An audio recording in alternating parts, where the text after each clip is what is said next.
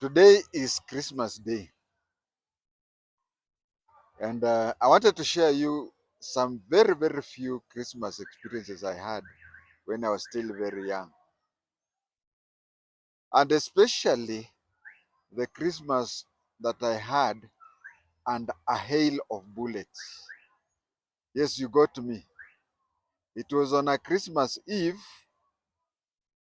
that when other Kenyans or other people in the whole world were awaiting 25th December, because it was on 24th evening, while others were waiting for 25th to go and celebrate, or those who are going for the midnight mass were going for the midnight mass, me, I was under a hail of bullets.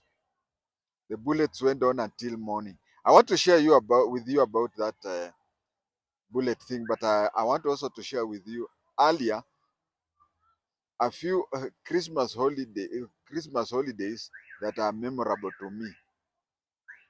That is why I like one of my favorite pictures is that one where I have no shirt and I have a light machine gun, LMG. That picture was taken a few days around. It was not exactly Jamhuri Day, but it was around Jamhuri Day. So I've always treated it as Jamhuri Day of 1983. So it was after that Jamhuri Day, a few days later, that is on Christmas Day 1983, that instead of celebrating and eating a lot like any other person, I was in my, there is some holes that we call daka. Nilikuwa kwa daka, getting bullets flying over my head. And that is what I'm going to share with you. I believe, I rarely tell people to share that video, but I believe this one, I should request you to share it with other people because of the importance it has on me. That picture, I like calling it photo ya emergency. Of course, people name me Sosoliso photo ya emergency, photo ya majeshi. So Gen Z, msifikiri ni nyinyi peke yenu. We were there. Photo ya emergency was there in 1973. That is, of course, with a light heart. Uh, the first Christmas I remember, the very first Christmas I remember when I was young was the 1969 Christmas when I was in Standard 2. Of course, there are some photographic evidence to show that 1968, when I was in Standard 1, when I had just completed Standard 1, I celebrated it at home. But I do not recall the Christmas time which I celebrated at home. I only remember in great details the Christmas that I had after completing Standard 2 in Kajiado. I remember, I can even tell you how I woke up that day up to the time when I went to sleep. It was a time when the world was over about this Apollo landing on the moon and Apollo thing, whatever. That was 1969. I do also remember that when I was young, Christmas under my mother was, hey, sikwambi. We could, we would eat and overfeed. And I remember that day, that time, uh, one would say that perhaps eating more is finishing things in the store. But then the Bible says that the more you give, the more you get. In my experience, I'm approaching my mid 60s. My experience is that the more I eat, the more I become broke. I don't know whether the Bible was telling the truth that the more you is the more you get. But when it comes to my mother, the more she would feed us, not only us, even feeding people around us, the more she was blessed. I don't know. She died without sharing the secret with me. I remember again when I was young that my mother would call. First of all, we would wake up very early morning, Christmas Day, and do fatigue, clean up. We would go around, make sure that the whole compound is, the grass is well cut and whatever. The place was so clean. She was not, we had two houses. One was a brick house and the other one was a round mud house. Now, the round mud house had already been prepared by some people she had employed. She was not into there were some people who used to paint their walls at Merry Christmas and Happy New 1975 year, whatever. Every year they would write that. So in September or whatever, you go to somebody's house, you find that the coloring is fading, but it is written Merry Christmas and Happy New 1975 or 1976. Uh, the Christmas I want to talk about is the Christmas in Kajiado, but I want to also talk about Christmas at home.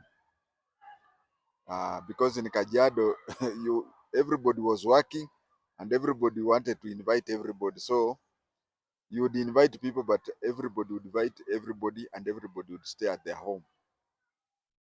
At home, I remember my mother introduced very new kind of diets that were never there. And it is my mother who introduced in my place. Remember, my two parents are not from the same tribe. Near Maturu Hill, there is a river that spouts out, and it used to have nduma. There's a time when we were playing kids and we had taken the leaves of nduma and we were using them as sticks to fight each other. And my mother saw them and concluded that those sticks were nduma. Remember her trying to tell us, do you remember when you go to visit your grandmother, the ndumas? We could not even remember. So we took her to where we found those. After taking her to where we had found them, she uprooted things that she said, yes, they look like nduma. But she was concerned that feeding us on those food would be dangerous. So she took them, went and cooked them, and for the first day, she insisted that she was the only one who was to eat them. She ate them. She did die. She did not die. She did not become sick. And you know something? Anything that grows naturally, if you compare them to what you grow while planting, the thing that grows naturally usually is sweeter than those ones which are artificially planted. So where I come from, where my father is buried, people know that the Kikuyu lady is the one who introduced them to. Nowadays they call it chinduma, chinduma. But those days they used to call them amatolo tolo. The original name for nduma in Luya is amatolo tolo. Amatolo tolo means, you see, if you have water and you place it on the leaf of the nduma, it tolotolos, eh? Just like if you have what do you call mercury. Mercury, if you place it on a surface, it tolotolos, isn't it? So the original name for nduma in uh, in Luhya, it is matolotolo, because of those leaves. When water goes on top of it, it forms the shape of a mercury. Is it oval and slides on it? So the other thing that my mother introduced at home, especially during Christmas time, was pasta or spaghetti. Spaghetti, because those days spaghetti was for the ultra rich. In the 60s, it was there for the ultra rich. Ultra rich, and it was produced by a biscuit company, which was called House of Munch. Yeah, it was called House of Munch. So House of Munch used to produce spaghetti, and that is how we used to. We could eat with them and whatever, and especially just remember that Luya's any feast used to be ugali and something, ugali and cook and whatever. So the people would come and take ugali, but in our household, in Lando's home, we used to take macaroni. Macaroni. If you find people of my age, they'll tell you that the first time they ever saw spaghetti or macaroni was because of the Kikuyu lady. And I remember that was at home now, around the 70s. But in the 69, I remember waking up. My mother had cooked thinking that she would get visitors.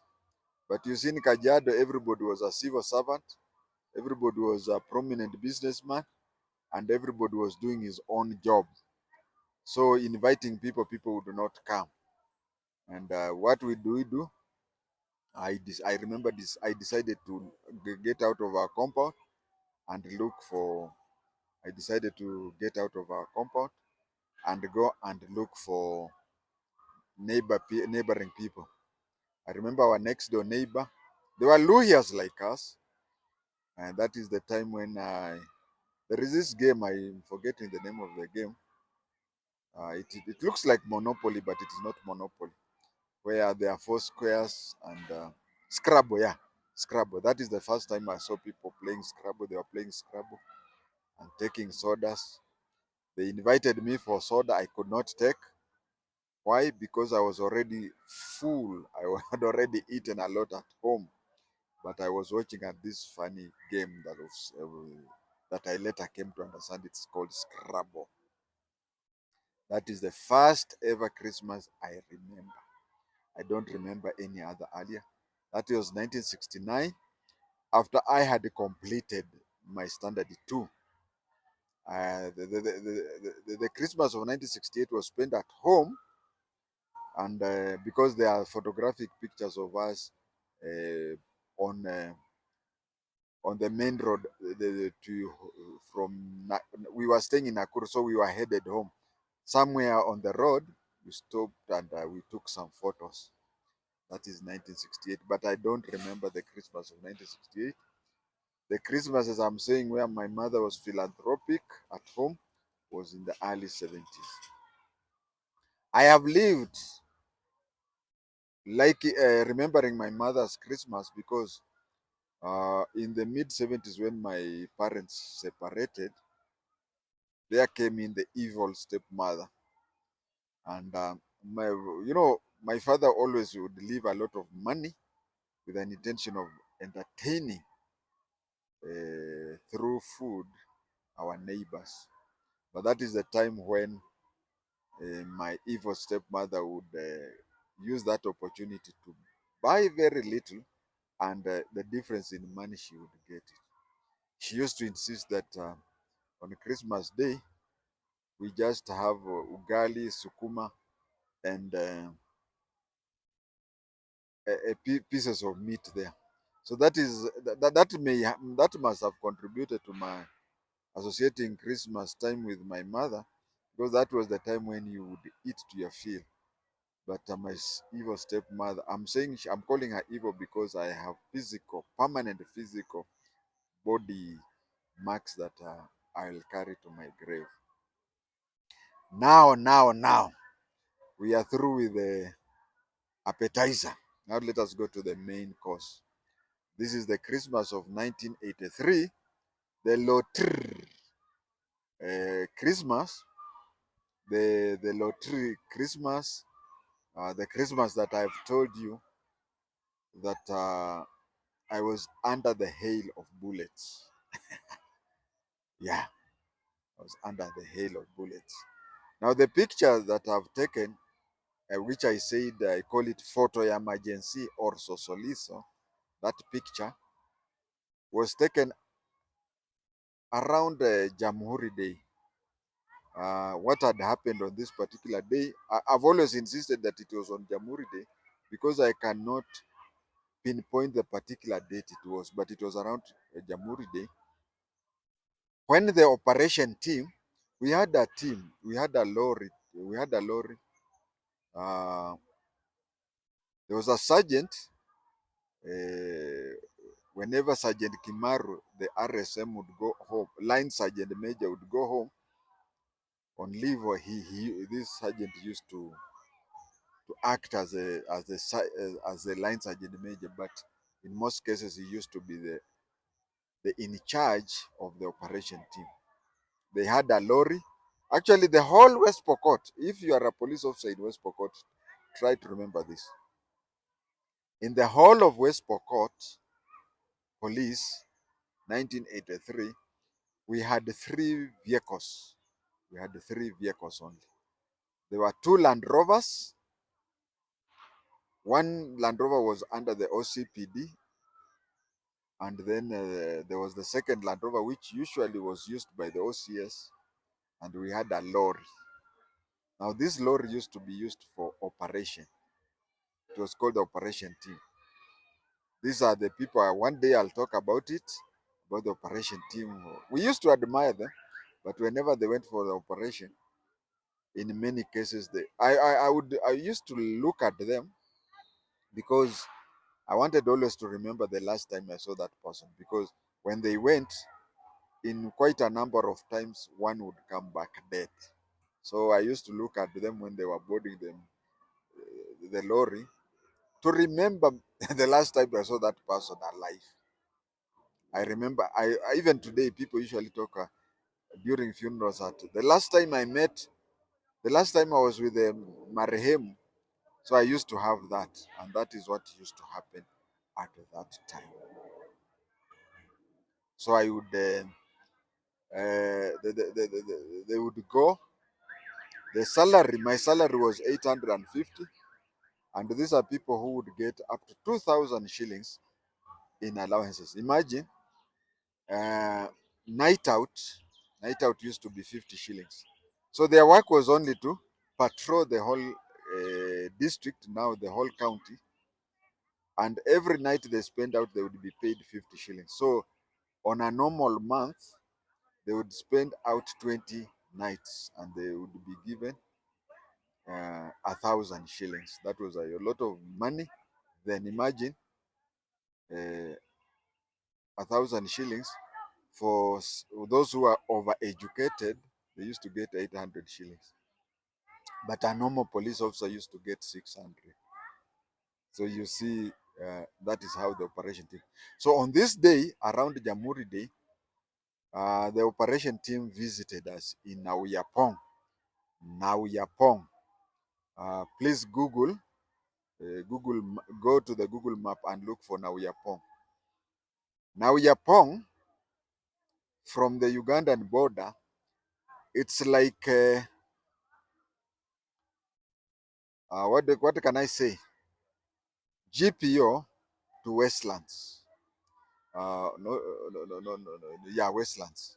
Imagine Westlands being the boundary of Uganda, and you are somewhere around GPO, or even in Uhuru Park.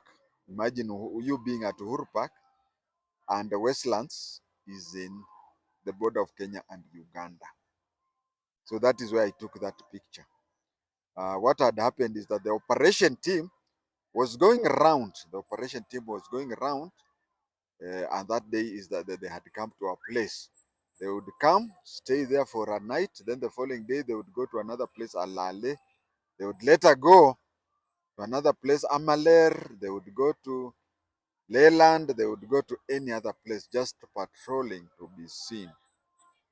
So that day is when they came, and that gun is an LMG, light machine gun, which is also, if you Google HK21, HK21, that is the gun that I was photographed there. So I've seen a lot of my pictures. I've seen a lot of my pictures when I'm having a gun. I used to take off my shirt. I don't know. I think that also goes with the age. I was still a young boy, so I could say, being a young boy, that is when maybe I liked putting on. Removing the shirts. So that day when they came, I stopped what I was doing. When I stopped what I was doing, I posed with they used to have cameras to take sceneries wherever they went. So they took that picture, and I paid for it. And then later, a month later, imagine, Those days you take a picture. Like today, you can take a picture and in half an hour's time, you have it already printed. But those days, half an hour, half an hour is 30 minutes.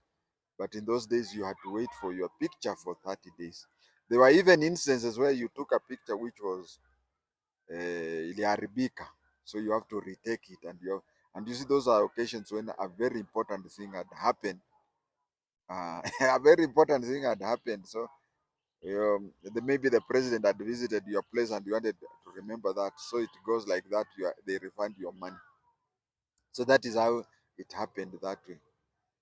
I want to talk of that day. I was the one who was on duty. We were. Let me talk of the Kenya Police. Actually, people call them Kenya Police, but they are supposed to be called general duties. We were 12 general duties, and the 13th person was the NCO in charge of our place. So out of the 12, we had divided ourselves into three groups. I remember the Kalenjins. Yeah, Kalenjins were four. Uh, there was Keegan. There was, I'll remember the other name. They had organized themselves together. And then we had also organized ourselves, people who were employed in the same time. There was me, there is Morris Nyongesa Wanyonyi, there was Katua, we were four of us. So each day, Katua Ndivo, there's Martin Munyoki. What used to happen is that you, that day I was the cook on duty. I was the cook on duty of the four. So what you do is you wake up, you prepare tea. That is a matter of sugar, matter of milk. Milk we used to be given. Milk we used to be given by the ration. There was a packet that was called Combo 10 man. So we would be given milk. So and if you found the milk was not enough, you could buy milk from the natives, the locals. You prepare tea, sugar, it was up to you. Sugar was also given in the Compo 10 man, but also you also had the sugar. So you are the one who was to entertain others by preparing tea. When the tea with milk was ready, you would invite the other three. Biscuits, we were given biscuits, so someone would just come with his cup, take yes, James Kanuri. James Kanuri was also one of us, because I remember him, he used to say, there's no woman here, wash your own plate. So after taking tea, you go and wash your cup and you take with the biscuits. Lunchtime, you would prepare lunch for the other three. You would prepare lunch for the other three, and supper the same. Now, the difference between you and the others is that everybody used to wash his cups and plates, but you could cook, you would cook, prepare the breakfast tea, you would prepare lunch, and you would prepare supper. Buying meat, it is you would buy meat, which was slaughtered at the butchery there. And you would buy meat and make sure that whatever remains, the owner of the animal would have to take that. Issues of placing the meat until the following day was discouraged. Because it was once discovered that they would pretend that meat is being carried forward, and then they would sell donkey meat. Yes, donkey meat. But that one was discovered before I went there. So I can safely say I've never tasted the donkey meat. As for camel meat, you go to Northeastern during those days. I don't know whether it is still that those days. They would trick you into cooking camel meat. They would trick you to eating camel meat without you knowing. But of course, you'll know, because if you're not used to camel meat, you'll diarrhea. And the other thing, you'd also, those people who are used to camel meat, when they meet you, they'd say that from your body odor, it would show that you have already eaten camel meat. So here, after you buy meat from the butchery, open air butchery, you'd come and cook for the others. So the difference was you'd cook the 3 meals, you would wash the common utensils, you'd wash the soforia, because the plates, according to James Kanuri, we did not have female there, so every man would have to wash his own plates, and then you do that. So that day, I was the one who was the duty cook. So as I was it was evening, and as I was preparing ugali for the three others, as I placed water on the firewood, the vehicle came, we saw the lorry come, and it was very hot. The place is hot near Turkana, plus being near the fire.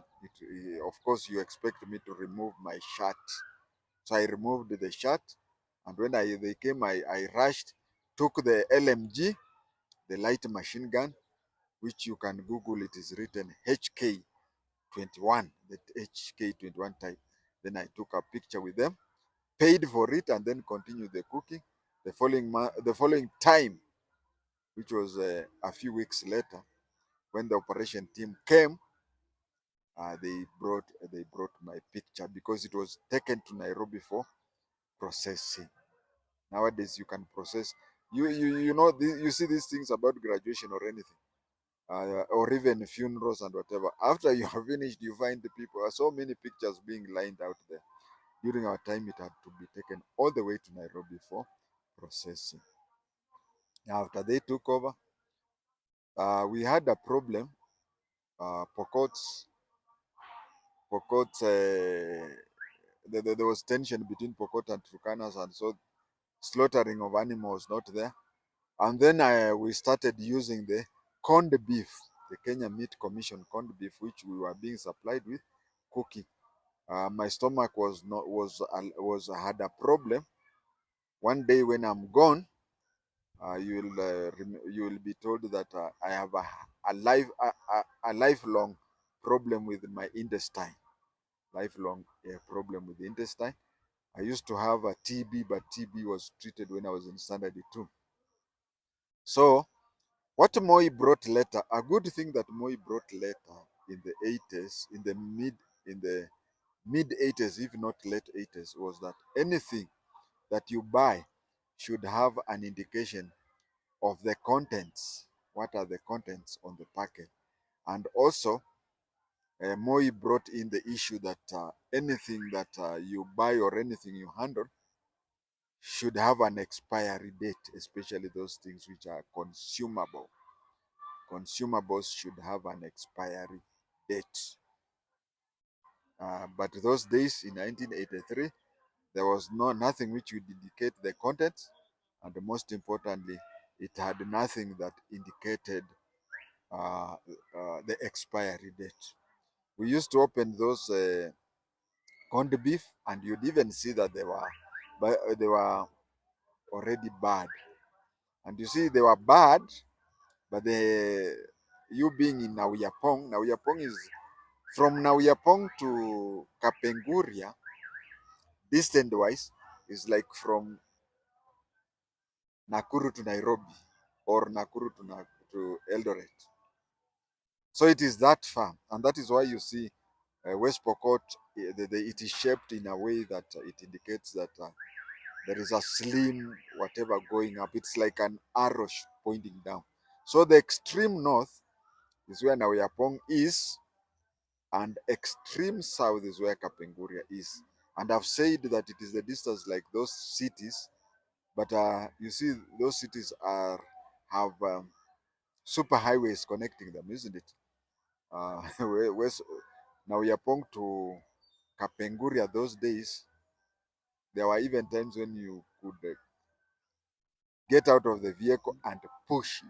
So that is how far Nauyapong is. So issues of saying that you get vegetables and whatever, that was out.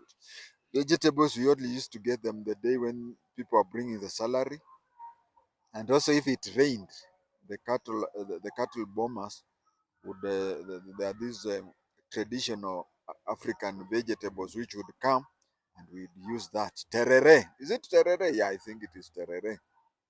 So that is what we could use that. But here you are with corned beef, which already has, nowadays it has a best before or use before or expiry date. But those days, you just open, and even when you open the canned beef, you just know that it is already. But what do? You sleep hungry, you eat that. So I started diarrheaing blood. This was I could say around 18th December 1983. Started diarrheaing, and my colleagues, what they did a very good thing. They decided that from that day henceforth until the, and we asked for a vehicle to take me to the hospital, but we were told, as I've said, there were only 3 police vehicles in West Pokot. There was one lorry and there was 2 Land Rovers, and one Land Rover was only used by OCPD, nothing else. But this other Land Rover was used by all other police activities which did not need a lorry. So yes, it belonged to the OCS, but the OCS rarely used it. The OCS was 15. The OCS's residence was 15 meters from the police station, so he never needed a vehicle. So you find that asking for that vehicle to come and pick, they say just pray God until the time when there is a pay, whatever. That is when we will do that. I can roughly say that I started becoming sick around 18th, because that picture was taken on around 15, when I'm around Jamhuri Day. So yeah, I think less than a week later, I started diarrheaing blood. And my colleagues decided that from that day on, they have to eat because their intestines were stronger than mine. So they decided to be eating the other food. But to me, it was decided that the food I would be eating is tea. Okay, there was rice without anything to accompany. There was also uh, we also decided that they all surrender their biscuits, their dry biscuits, to me, and that is the food that I used to have. Then I remember on 24th daytime, 24th December 1983, I was Pocots visited me. Pocots visited me. Actually, there were 3 houses. Each house had 4 people. And the one I was staying in was the middle house. And you see, everybody used now to, because I could not go out. I used to, somebody diarrheaing for over 10 days. You know what it means, because diarrheaing is one of the sickness that kills people fast. So I could not go out. The only time I used to leave our house, was when I would go for 2 things: call of nature, both short and long call and short call, and also to bathe. To bathe. Those are the only time I would leave my bed. So I remember on 24th, some Pokot's home guards came to visit me, to visit us. But since I was sick, now my place was which was always a meeting place, because if they decide to meet elsewhere, then I've been excluded. So people would come. And I remember there was a home guard who was called Loimale. Yeah, he was called Loimale. As we were seated discussing, Loimale would when you are idle, there are so many funny things you do. Maybe you can even start biting your nails, maybe even biting your lips or anything. People do some funny things when they are idle. And we had a bed which was called safari bed, which was foldable. You could fold it and it becomes like a suitcase. There's a Catholic church at Nauyapong and a primary school. Nauyapong Primary School. and the Catholic Church. They were next to each other, 5 meters apart. Actually, there was a roundabout. On one side there was the AP, the other side was the GD, the General Duty. People call them Kenya Police. On the other side there was the church, Catholic Church, and then there was the primary school. So they were around, and in between us there was a roundabout. Uh, so that is how the place was. But for people to meet and whatever, and there was a patient, they used to meet at the place. So there was the safari bed, which was foldable, and the church, was it the church or the school? There are those who had constructed and had left some blocks, building blocks, which was which we had taken and placed it in our place. We had placed them in such a way that the safari bed would be there. Those days, uh, good beds were called vono, vono, yeah. So we would say that placing our safari beds on top of those building blocks uh, would raise our beds up, and our beds would be like vono. I remember while people were seated and I was on bed, it was actually a ward, because I was bedridden. I saw Limale he was measuring the height of my bed. He was measuring this way, yeah. He was measuring this way. Uh, and I took it to be just something like somebody was idle. You see, as I said, idle people usually either bite their lips, or they bite their fingers, or they do just funny things. Huh? And girls would start pulling their hair, things like that, just to pass time. So I saw him measuring. In short, whatever he was measuring, he wanted to find the height, the height of the height of my body from the ground. So it reached somewhere around 10 p.m. 24th December 1983. It reached somewhere around 10 p.m. that we started hearing shootings. And the training that we had at GSU training school is that when the shooting starts, the first thing you do is you take your gun and go to those dugouts. Yeah, you do not need a keeps, but it is dugouts. You go to that dugout and start shooting. Started so when the shooting came, the first bullet, I forgot that I've been sick for over a week. Is it from 17th to 24th? That is a week. Eh? So I had been bedridden for about a week. And you see, they are rearing. They say that it removes iron and water. I'm not a doctor, but it makes you very weak. But in face of death, you become, you forget that you're weak or anything. You forget that you are dehydrated or anything. I just took my gun and went to the dugout keeps, and we started shooting. They were more than us. Imagine we were around, we were 12 general duties. There were 3 or 4 APs, and then there was the NCO in charge. So that is 12 plus 3, 15, 16. We were about 16 police officers there. So the shooting continued. I remember somewhere past midnight, Morris Nyongesa Wanyonyi started wailing in vernacular. I'll repeat what he wailed in vernacular. Said, wase kumurundu kwase kwakwamire, kumurundu kwase kwakwamire, bali kunjira kumurundu kwase kwakwamire.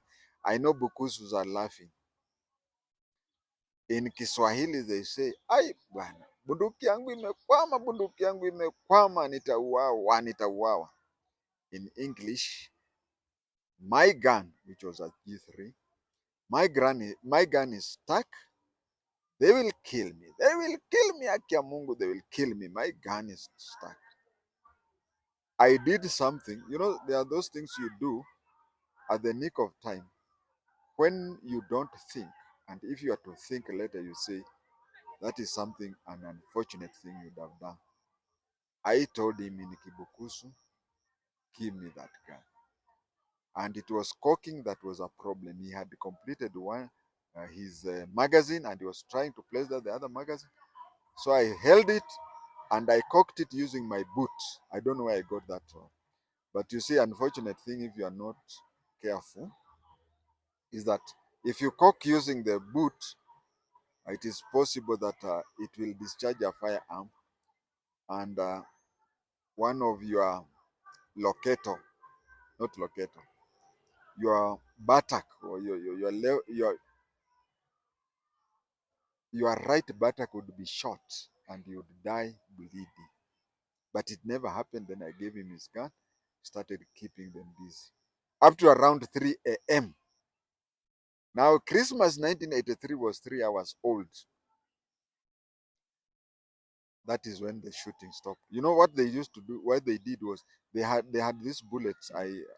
It's a bit hard to explain to people without training, but if you look at shooting at night, there are some bullets which go.